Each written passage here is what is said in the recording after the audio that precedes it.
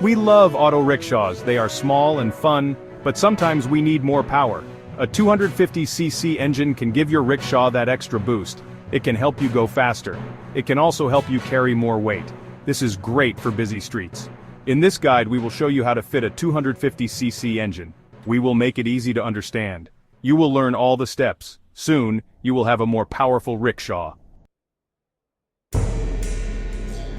Before we start, let's gather our tools. You will need a socket set, wrenches, screwdrivers, a torque wrench, jack stands, and a trolley jack.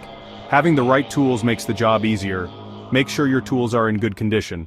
This will help you work safely. Now, let's prepare the rickshaw. First, find a flat surface to work. This will make it safer to jack up the rickshaw. Then, disconnect the battery. This will prevent electrical shocks. Next, drain the oil and fuel. This will prevent spills. Now, you can remove the old engine. Be careful not to damage any wires or hoses. Section 4. Putting in the new engine. Now the fun part?